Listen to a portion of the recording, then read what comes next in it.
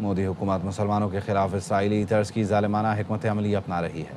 Al Jazeera کی report کے مطابق بھارت اسرائیل مشترکہ نظریاتی ویژن مسلمانوں کو سیکیورٹی اور جغرافیائی خطرہ سمجھنا ہے۔ راشٹریہ سویم سیوک سنگھ کی قیادت صہیونی طرز حکومت سے متاثر ہے۔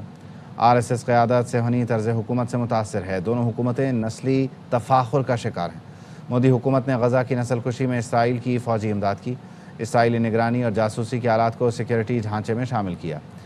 نومبر 2019 میں امریکہ میں بھارتی قونصل جنرل نے مقبوضہ کشمیر میں غزہ طرز ماڈل اپنانے کا اعلان کیا، جس کے بعد سے مقبوضہ کشمیر مسلسل فوجی محاصرے میں ہے۔ سید محمد علی صاحب ہمارے ساتھ موجود ہیں، ان کو شامل گفتگو کرتے ہیں۔ سید محمد علی صاحب، یقینی طور پر بھارت کے جو نظریات ہیں اور اس کی اسرائیلی نظریات کے ساتھ جو مماثلت ہے وہ کسی سے ڈھکی چھپی نہیں ہے، اور الجزیرہ کی رپورٹ جو ہے وہ اسی جانب اشارہ بھی کر رہی ہے۔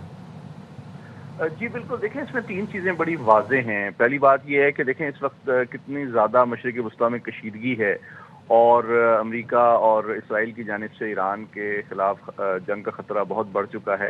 ایسے موقع پہ وزیر اعظم مودی کا خیر سگالی کا اظہار اور کمپلیٹ سپورٹ جو صہیونی ریاست کی جانب ہے ان کا دورہ کر کے، یہ اس بات کا ثبوت ہے کہ وہ ان کی ہمدردیاں اور مفادات کس کے ساتھ کھڑے ہیں۔ دوسری بات یہ ہے کہ آپ جانتے ہیں کہ اسرائیل بھارت کا گٹھ جوڑ افغانستان، ایران اور پاکستان کے خلاف بالکل کھل کے سامنے آ رہا ہے، بلوچستان کے اندر بھی، اور آپ جانتے ہیں کہ پچھلے سال بھی جو ایران پر حملے ہوئے تھے اس میں بہت سے افغانی جو تھے وہ موساد کے ایجنٹس تھے۔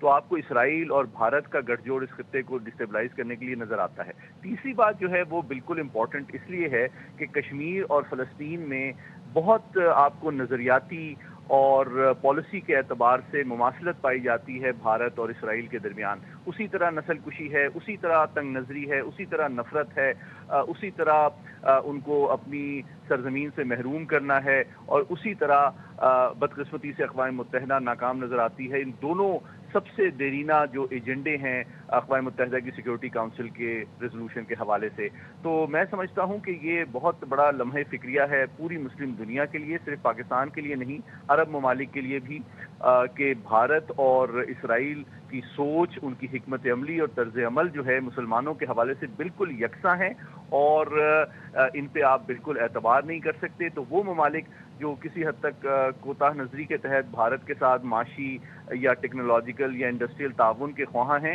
ان کو یہ حقیقت اگنور نہیں کرنی چاہیے کہ یہ دونوں جو ہیں مسلم دنیا کے پیٹھ میں مشرق اور مغرب سے خنجر گھونپنے کی مسلسل پالیسی پر عمل پیرا ہیں، اور ان کی سوچ اور دل اور دماغ بالکل مسلمان دشمنی پر مبنی ہیں۔